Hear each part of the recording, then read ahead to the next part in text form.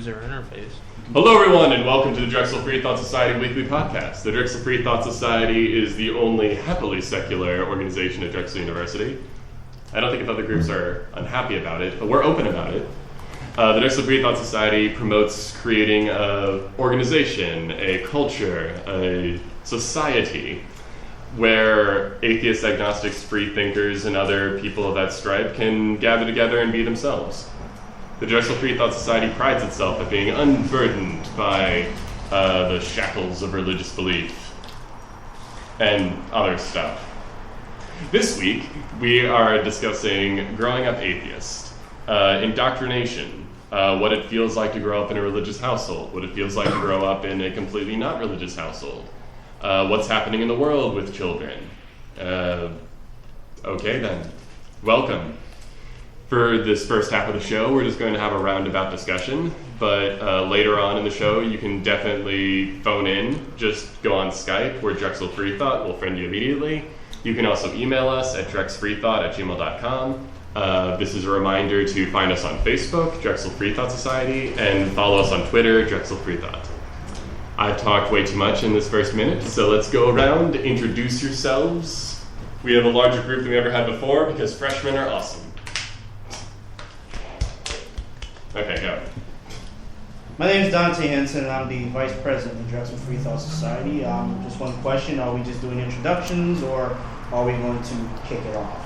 Let's just do introductions, because there's a lot of us, and kicking off will take too long. All right, to my left is... I'm Izzy, I'm a sophomore film major, and I go to Drexel, and I'm happy to be back. That was really loud. My name is Asa. I'm Sorry. a senior at Drexel University, biology major. I believe strongly in everyone having at least a very basic knowledge of science, because I think it's really important. It's what nature is. It's the basis of everything in life. Hi, I'm Danish, new to Drexel, a freshman mechanical engineer. I like the idea of open discussion about religion and everyone's beliefs. Thank you. I'm Colleen Blejo. I'm one of the previously mentioned awesome freshmen here at Drexel University. I'm a computer science major, and I like to ask questions. Some people don't like it, but I do it anyway. I'm JJ, and I'm a freshman and biomedical engineer, and I'm a Jewish humanist, and I too like questions and discussion.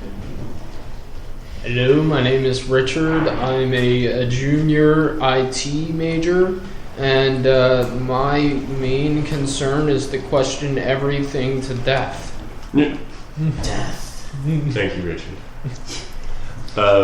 The mic is in the center of the table, so people that are farther away feel free to shout. We really don't care. I tried to just measure it based off the sound quality that's coming through this, and some of you were very low. Sorry.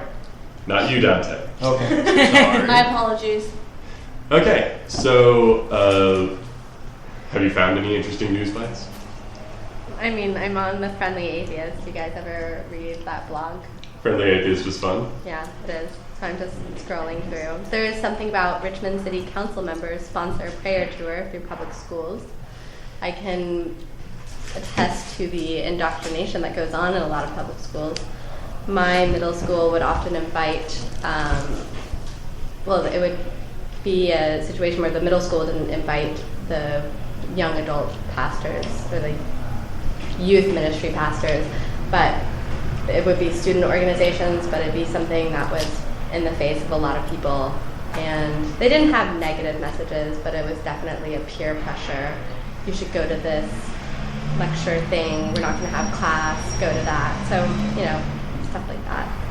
I was in a very similar situation once. Public school is just Catherine Stewart, who wrote the book Good News Club. She was on our show previously, and she gave a very stirring talk that was as insightful as was terrifying. There is actually a direct effort to infiltrate public schools for the sole purpose of destroying them. And this is their words, not mine. sole purpose of destroying them? They want to dismantle the public school system. Down with education. Thought they already. No, they're great for education as long as it's Christian. There's a difference. There's a very big difference, and we'll get into that later. And how does that relate to the charter school movement, where it's, you know, kind of half public, half private in a way? I hate to go negative into it, but I just find charter schools to be a joke. It's I understand the need for them, as well as like vouchers to get people into charter schools, but the regulation on them isn't good enough, and it basically just boils back down to private schools. They can teach whatever they want. What were we gonna say? All right, on a happier note, we atheists across America recently celebrated Godless Constitution Day. This is coming from the Huffington Post. On the 226th anniversary of ratification of the U.S. Constitution, they purchased ads in various newspapers calling attention to what they call the godless nature of the nation's founding document. This is the Freedom from Religion Foundation is responsible for it, and they put out a really nice ad in response to Hobby Lobby's calls to put religion back in government. So, Hobby Lobby versus Freedom from Religion Foundation. Thank you. Yeah, we all been aware of the Hobby Lobby story. No, actually. I've only had like a cursory glance at it. Do you know more about it? The Hobby Lobby thing? They were bent out of shape about the healthcare law too. Yes. And they were. That's the story that I know about.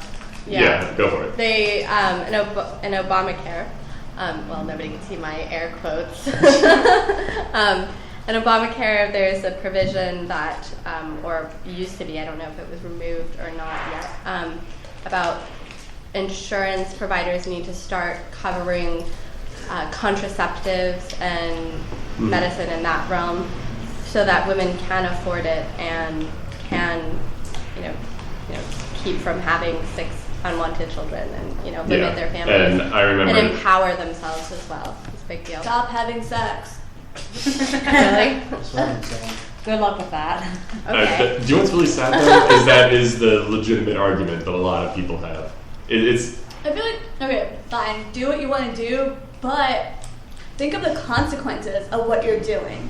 I disagree with that because there is a meaningful need for contraceptives that sometimes don't actually relate to the having sex of it. Like the birth control pill can actually help manage so many unwanted symptoms. I don't disagree with you, but there's some people that do have access to contraceptive, and then they do choose to ignore it, and then they go and have abortions, or they go for the Plan B or whatever else is available. And although those are definitely good things to have, the one thing that people keep arguing about is like, oh, everyone's just going to keep having abortions all the time. First off, I don't see a problem with that, but it's who wants abortions? Nobody. Like no one's like. Wait, hold on, hon. We don't get abortions like we buy a pair of shoes. We don't do that. Some people do. Wait. Actually, some societies do. Well, that's, Guys? yeah. That's Yes.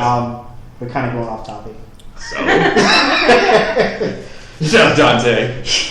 Well, I mean, having an abortion is not like, at least I've heard, it's not exactly like, getting an ice cream. It's not exactly like going to go, it's definitely I'm not going to like get an getting abortion Thank you for today. blowing me off, Richard. So delicious. I Like, appreciate it does a lot of, harm to the female body. Do you know what the problem is? Is most people think that. Yeah. Abortions aren't fun, but early term abortions are like they run havoc on the person's body, Yes. but it's not that big of a deal. I'm sorry. It's kind of like for those eating food right now, it's just like a heavy period.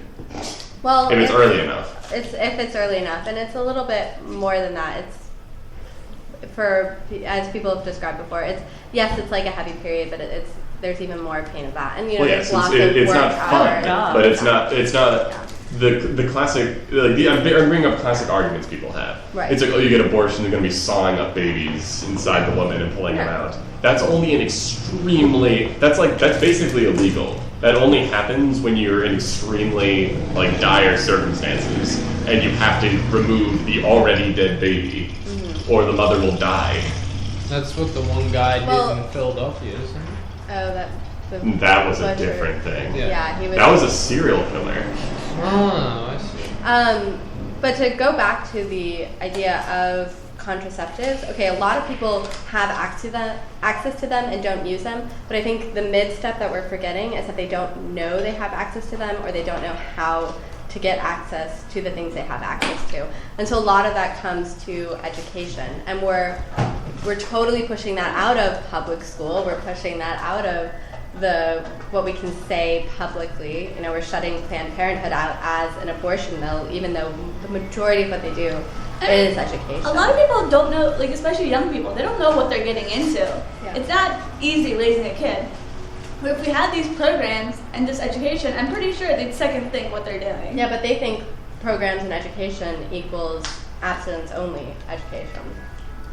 No, because biologically we're wired to do a lot of things that I'm gonna just stop there. But I love the argument that's the counter to the abstinence program. It's kind of like, if you're trying to go on a diet, the best way to do it is starve yourself. Yeah. It's basically the same thing. It's like you want to control someone's sex life, you should just starve them. Yeah, Because that's a good analogy. It's like you'll definitely lose weight, but it's not terribly healthy. No. Or it's like, there's other examples that are better than that. You should probably get back on topic, like David said. I mean, Dante. After our Colleen. Colleen, yes. Yes. For I some reason, recall I'm that. bad with names today. I know, I am too. I would like to introduce to the conversation a faith-based sexual education program called Our Whole Lives. It was featured on NPR recently, and the Unitarian Universalists are responsible for it. Basically, a good portion of it is putting up a picture on a wall that says, this is what people look like when they're having sex. And they're like, if you're gay, this is how you would have sex. If you're straight, this is how you would have sex. This is how you masturbate. This is how you do this. This is how you put on a condom. And they actually do it with a replica and not a banana. And they teach the kids. This sounds pretty fantastic. Yeah, it's great. But what's the but? Is there a but? There is really no but. Okay. A lot of people Well, have... Hey, I messed that one up. Order, come to order. Go ahead. And a lot of the people who have gone through this program, it's aimed at middle schoolers. They say And that sounds like a good middle school age. That's middle school age is fine to learn what sex is. Okay, considering the people who were having sex in the bathroom stalls at my middle school, and I wasn't even going to like a problem middle school. We were, superior rating and it's okay. There's good plenty little of people in middle church-going school. kids and stuff. But I just kids missed do everything that. in middle school. Yeah, you did. The hell, man. No, Or it's maybe not that you you just did. weren't Or the stupid kids like that took a those yoga mat out into the woods and did that. Great. What That's kind of the school did you Oh, go to? no. Just one person. Yeah, but no, I'm not saying that was everyone, but it was the few kids who made that choice. And maybe it was the choice that they wanted to make. That's great. Maybe they felt pressured into it. That's not so great. But again, they need to be educated. They do. That's the whole point. And this is the thing about growing up atheist. Is if you don't have the pressure from various outside sources forcing you to not be educated, and unfortunately right now the Christian right especially is strongly advocating against education, and that just makes everything in your life more complicated. There's actually a very big notion that I heard from a different podcast, The Atheist Experience, which I highly recommend, that's like there's very sheltered religious communities. What did you do to the table?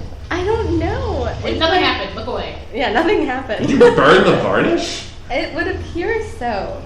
No, I don't think so. I just think we need like some table cleaner and a little. Oh, okay. So Yeah, you scuffed it's- it. Anyway,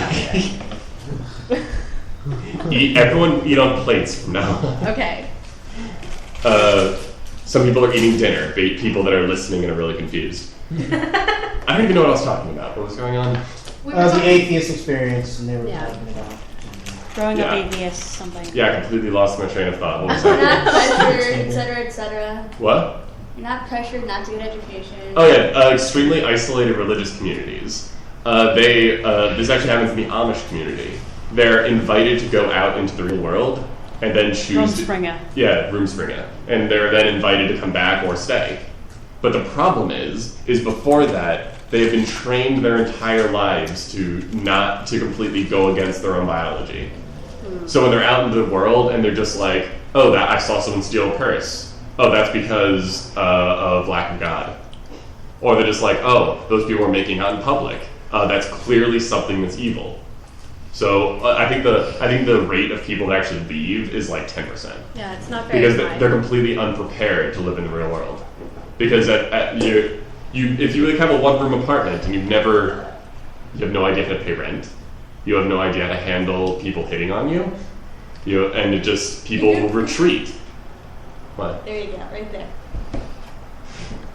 But yeah, watch me as my head is surrounded in gleaming light from our sunset over the city. Hail the president! Nice. She will go far. But yeah, so that's the thing that happens, and it's a very damaging, and it completely ruins the child's ability to handle themselves in the real world. Here, wear my mask. I know, I really do want to. I have sunglasses. You can wear those. You haven't spoken at all. Would you like to? Okay. Just the sun. Where are you from? Here comes the Oh, that's so sun. cool. Where is he from? East Africa. Oh, cool. What country? Okay. Oh, that's so awesome. Where are you That's where my adopted. I'm so jealous. That's what I thought. What? He's from Pakistan. His Oh. parents are. What's Me. your last name? Damani. Ah, you're so uncool. What? His Why? last name isn't cool. Oh, It's a wow. cultural thing, I assume. Yeah. Are you being racist? I'm being racist against my own race. She's, It's okay. she's being nameless. She's nameless. Oh, there you go. You heard it here first. You can be racist as long as it's against your own race. No, Or no, white we're people. I don't think Racism is bad. We are against racism. Now, honey, it's okay to hate someone as long as they are different from you. Who's not? I don't think we're going to touch on that. Yeah, we'll talk about racism later. That's going to be done. Okay, so what's your guys' opinion of isolated religious communities? Do they do children a service or disservice? Disservice. A disservice. Why do you think that? Because a lot of times these isolated communities maintain their hold, and I guess you could insert control there with fear, and that's something that's unhealthy.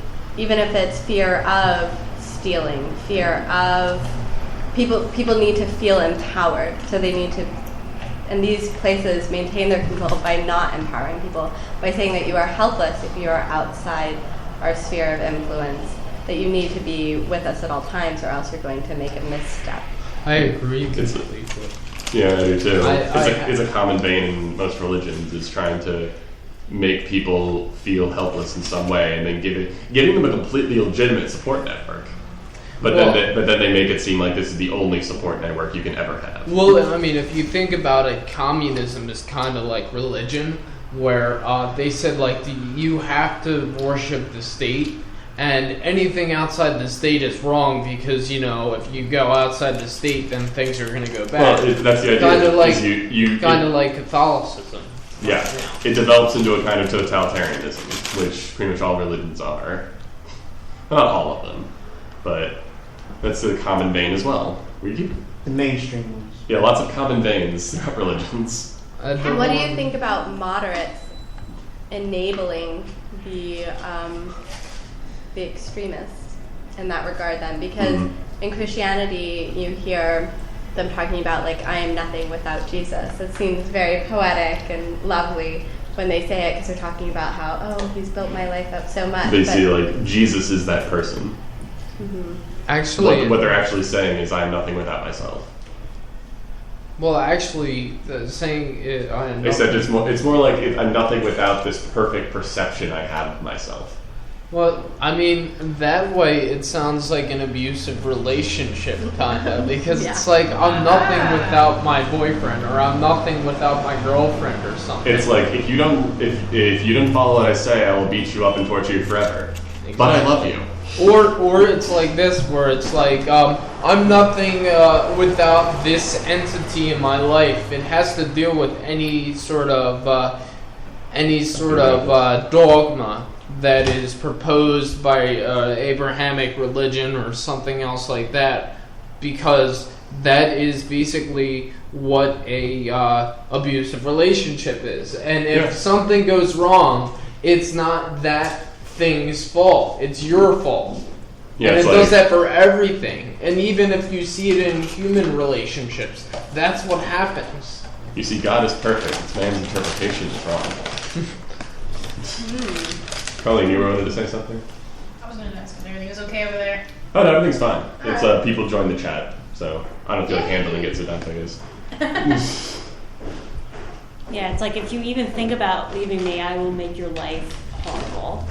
It's like even tacitly, even if you don't actually say that, you orchestrate a situation in which the person is so emotionally dependent on you that the very idea of not being there anymore completely shatters the person.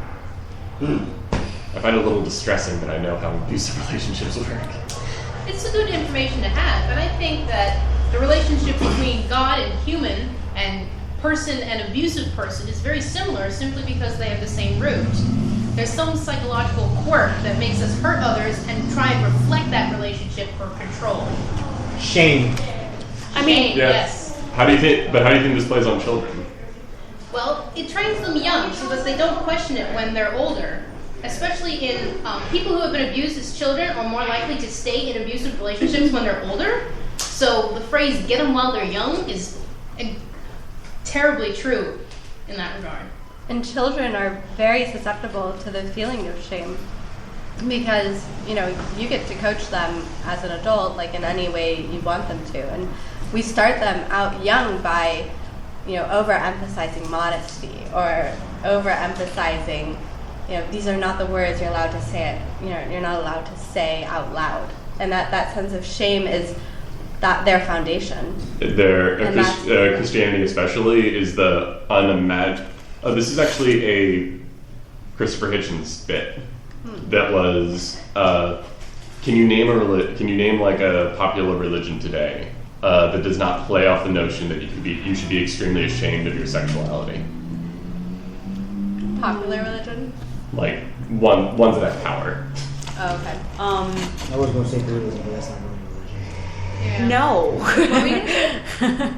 Huh? What were you guys Like saying? that. I said I was going to say Buddhism, but it's not really religion. That's And as far as I know, they're not as... Well, I mean, I don't know. Do pushy. Hindus care? I mean, Yes, I think so.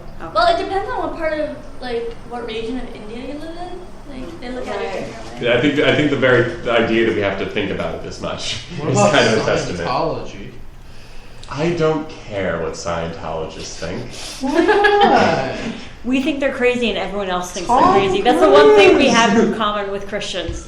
We all think that they're crazy. I've always said, if you want to start a religion, talk to children. Christianity. I have it. We can include it. If you want to start a religion, talk to children. I remember at one point, like, my sister was, like, trying to start, like, she was, like, trying to, like, start this religion or whatever, and she was like, yeah, like, we could start this religion where we, like, don't have to go to school. And because we have, like, it's, like, religious freedom. No, Like, That You- already exists. Christian homeschoolers. Ah! Oh, but you know the idea of like. Because now I got distracted by Christian homeschooling.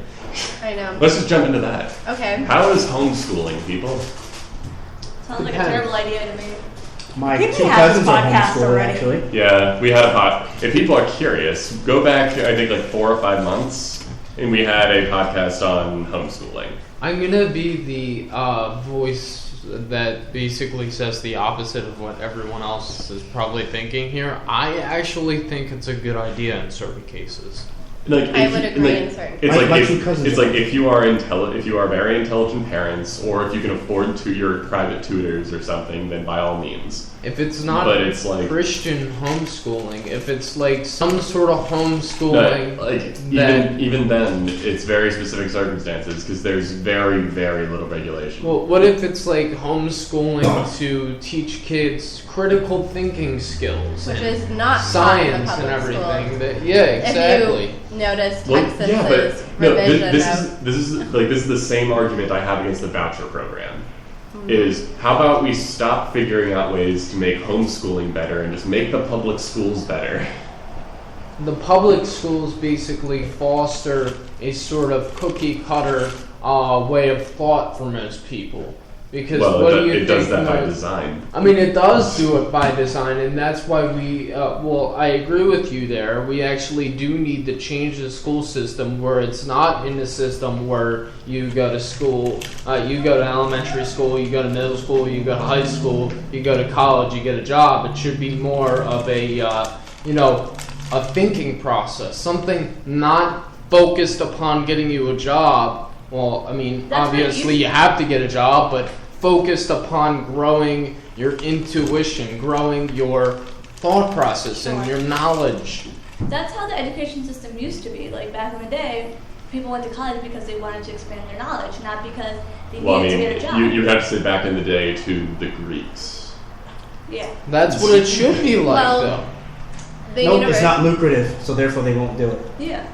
It's better It's all- it's better to keep us ignorant and in our little holes and shelters and have us work like worker ants and not think for ourselves than to create a It's nation like- of highly intelligent people who are autonomous. I agree.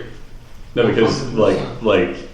the public school system was built out of the post-Enlightenment crazy kind of education system with a splash of our over-industrialization. So we quite openly, in the plans to make our public school system, was to make factory workers. And you a and you lot know of that. factory workers. And A lot you of know jobs. that It's kindergarten- educate them just enough to know technical skills, but to never think there's anything other than technical skills. And you know, kindergarten is actually based off of the German model because it was originally a German idea before. isn't World War kindergarten? Isn't II. that a German word? Yeah, yeah, it is. Because it never really made sense to me. It's just like Yeah. first It grade, means second like- grade, kindergarten. It means like children's garden, I believe. Yeah. I think that's So we're going to the grow liberal- children now.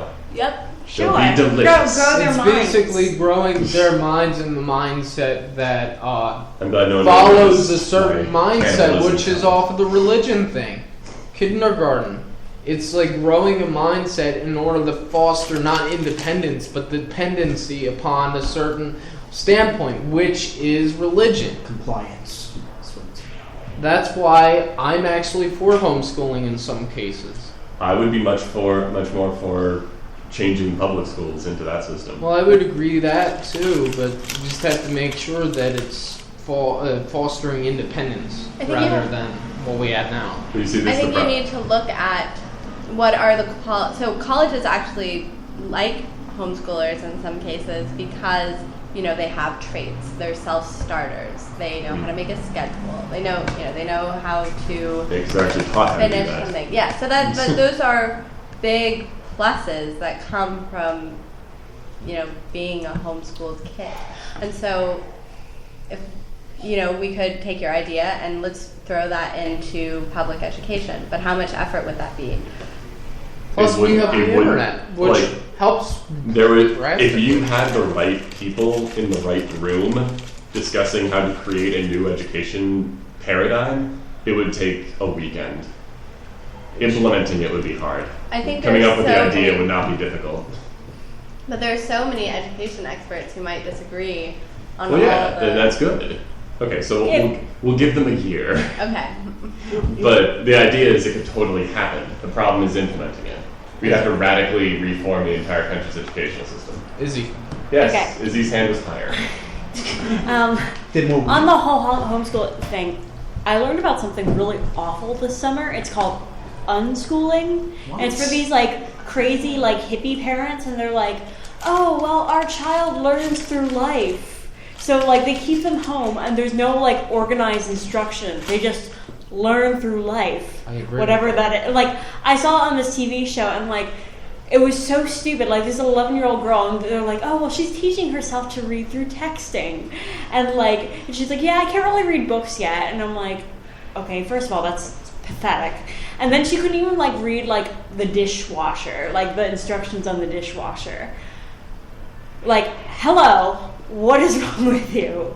Wow. There is okay, so that I'm very sad that unschooling has brought on that as its target or as its token example, because I've heard of unschooling, and there's actually unschooling used to be the basically go-to thing of what we've all been talking Okay. about. is rejecting the old paradigm and doing a different one. To be fair, the TV show I was watching kind of attracts like these really weird people. So, I mean, they probably found like the most extreme example. But I have to say that in certain cases, actually going to a school that doesn't teach you that much makes people want to learn. And I remember I want to learn. I would say like there is not a child alive that doesn't want to learn stuff. Right, but who does he feel empowered to learn stuff? Well, I mean, that's it. No, I mean, I watched this video a while ago that was changing the education paradigm. It's a really cool video. But they did this test with children and young adults, and then I think it was just children and young adults, and it was one of those things where it's like, describe every single use you can think of for a paperclip. An average adult could think of like 50. Or no, I think it was like 27 or something. If you're a genius, it would go up to like 100, 150, 200, because they'd ask the questions like, can the paperclip be 40 feet tall and made of styrofoam? Like they completely go outside with the option that you're thinking. Now, if adults do like in the 20s, 30s range, children get to around like 150. But when they become young adults, it halves. We're taught not to be imaginative.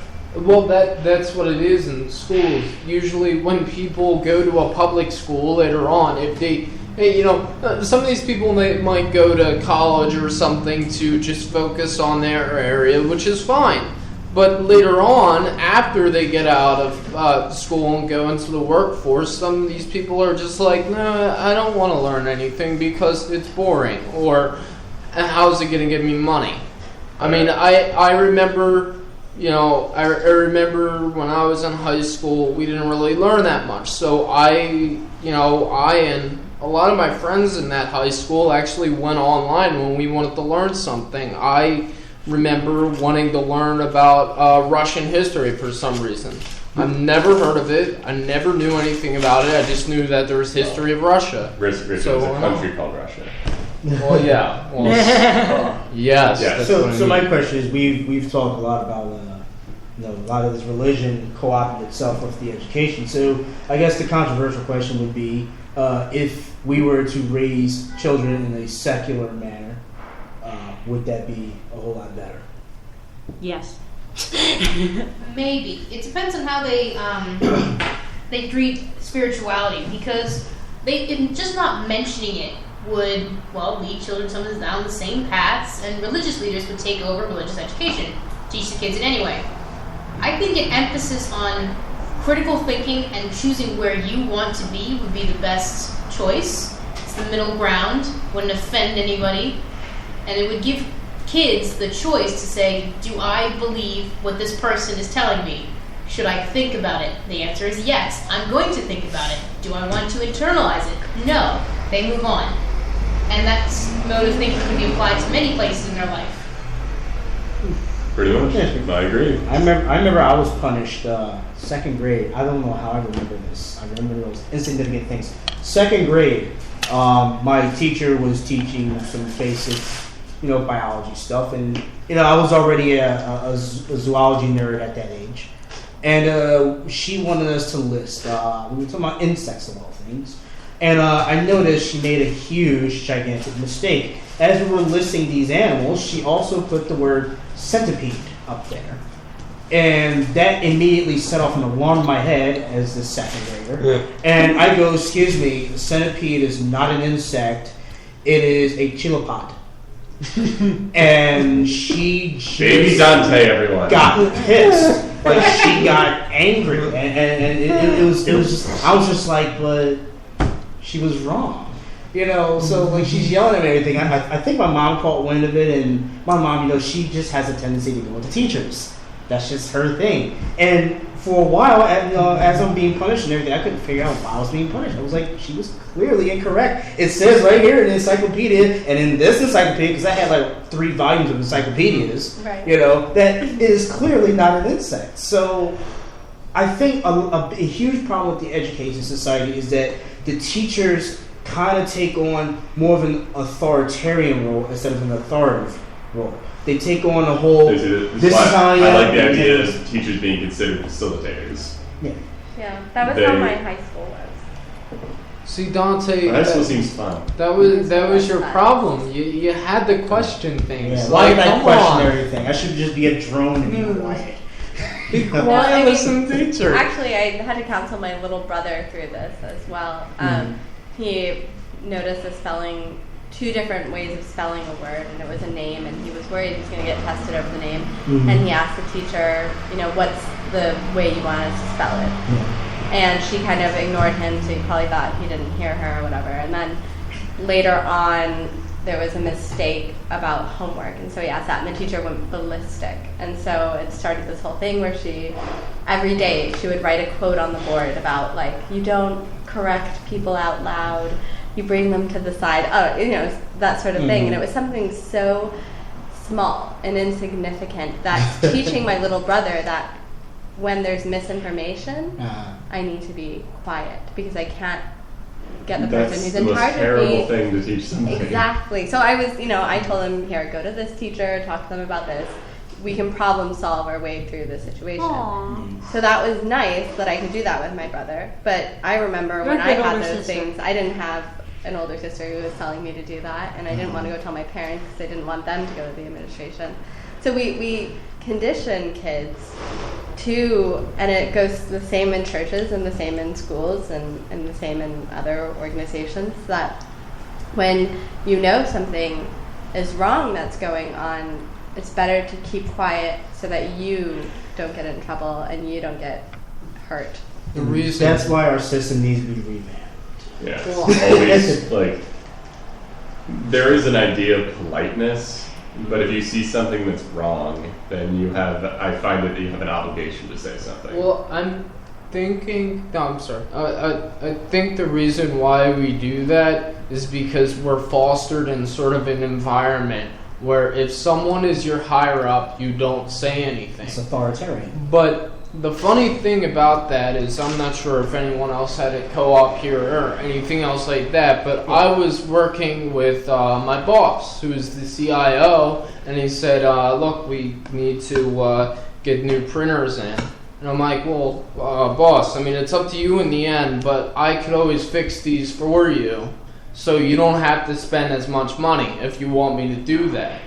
And I didn't get berated for it, but most people would get berated for doing that, for even coming up with a new idea that actually might help the boss, which is the same thing with the teachers. And luckily, all my teachers, my English teachers, my math teachers, my history teachers, they always said, if I put anything wrong up here, correct me. And if you're right about correcting me, I'm going to give you an extra point.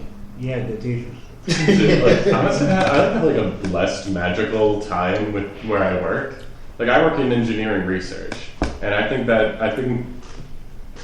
correct me if I'm wrong, other research people, but it's like I find that in research you're encouraged to question like what other people are saying. Yes, absolutely. Sometimes. But almost to the point of, you have almost to being prove, ridiculous. Yeah, no, because I had an experience. I'm not going to name the name of the paper that I'm working on because I don't know, or I don't know if I'm allowed to yet. But we had this experience where researchers in a different country said something like, author and author, blah, blah, blah, said this, but they're totally wrong because X, Y, Z. And they weren't considering the fact that was their criticism was already in development, and they were just trying to get a shot into our project. They were just trying to go like, oh, they're totally wrong. Look at us. We're so much better than them. Our ideas are so much better than theirs. We had the forethought, even though, we had already published, oh, look, this is what we're working on. People do that, and they will be very big quote fingers crucified in the ways of the academia. Yeah. It's like if you do something fraudulent, it's like a zero tolerance. No one will respect anything you write ever again. Well, that makes sense, but it's like I'm just saying, like people make an effort to go out of their way, of course, to question the paradigm, but then to attempt to destroy the ethos of the person who is. Oh, that's true. You can get just as much credit for disproving a theory as you can for supporting it. Yeah. That's the one thing that I'm so annoyed with, like the intelligent design movement and all these things. yeah. And it's like, if you could legitimately prove it, collect your Nobel Prize at the door. But they won't do it. Because if you could completely shatter evolution, everyone would want to know how. That would be amazing. Well, they're claiming that no one wants to know how because it's like like science's money is tied up in evolution, so no one's ever going to admit it because science totally has a bank that. yeah. Good design. C-design proponents. What'd you say? That's a good design proponents. Oh. That's the Panism people when they just copy and pasted creation. Yeah. And then it was pasted within the word in creationism, so C-design proponents. Well, doesn't science have a liberal bias? If by liberal you mean supported by evidence. Yes. We have 4 minutes left. Does anyone, until we have to take our break? We actually have to take our break because Spreaker only records 45-minute shows. Okay. So I'm not doing this arbitrarily. I have the news bite here. News is fun. Is Bites. it oriented toward children? No, but it's oriented towards money. Ooh. All right, so if you have a dollar bill on you, which you probably don't because you're a college student. I do. I do. I do. It's in I have thousands in my pockets right now. I don't. I'm rich, baby. Oh, come on now. You would see that on the back. It says in God we trust. You see that it's on the back. It says "In God We Trust." An atheist group recently wanted to get it removed from currency, saying that they were forced to proselytize by an act of Congress for a deity they don't believe in whenever they handle money. Proselytize. Proselytize. Thank you. There you go. Yeah. And then Congress approved it during the Civil War. Didn't really care about the church and state thing. But then the Supreme Court said that the Supreme Court has repeatedly assumed the motto's secular purpose and effect and dismissed the suit. Very interesting whistle there. Can anyone describe how something is secular with religion in it? Well, you just said that earlier. You said something before the podcast. You're like, I guess you could have a secular group that's extremely Christian. Well, you could, but it would require a lot of lying. Oh, okay. Well, that's the answer. It requires a lot of But I lying. feel like with the money, you're not pushing your ideas on someone. It just says "in God we trust." There's a lot of things that say "in God we trust," but that doesn't mean that I don't know, there's people in Congress that are not atheists.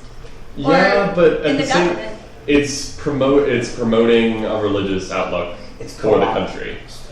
I mean, I don't Excuse agree me. with it, but I'm not like somebody who's actively trying to get it removed because I think that there's more important things to worry about. No, I agree that there are very important things we should be focusing on, but at the same time, if people want to take up this challenge, go for it.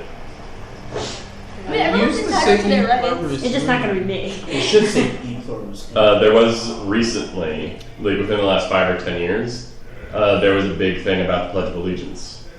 Apparently it's mandatory. No, it's not. No. Well, Apparently it is. It's. I mean, Yeah. You don't have to stand. I don't. you don't have to stand up. Apparently you It's do. kind of just Yeah, really, apparently really you do. awkward if Most you people don't. most people don't enforce it. Yeah, it But- was never enforced, but I think it is. You can get suspended From school. from school for not standing for the We Pledge had of to do it Allegiance. when I was a kid. Wow. We definitely had to. But I mean, And that is an outright endorsement of religion. but I mean, By like, saying that you're forced to stand up and pledge your allegiance under God to whatever the rest. I don't remember. Indivisible. I mean, like my sister had a friend when she was younger who was a Jehovah's Witness, and Jehovah's Witnesses do not believe in pledging to any Jehovah's country. Witnesses are actually like the most vocal Yeah. of proponents of church-state separation.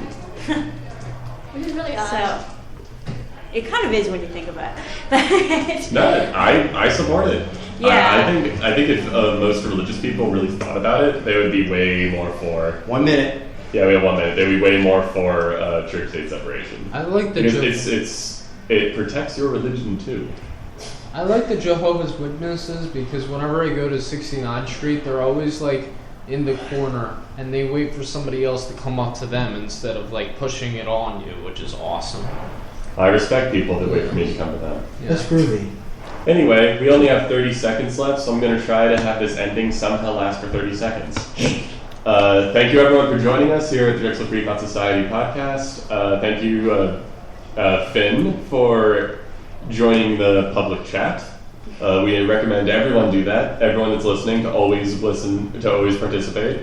You can email us during the break. We'll try to get to it. The next part of the show is going to be as interactive as possible. Please join us. Call us on our Skype account. And I did manage to meander away 30 seconds. Thank you all. Goodbye. So Why do we pledge allegiance?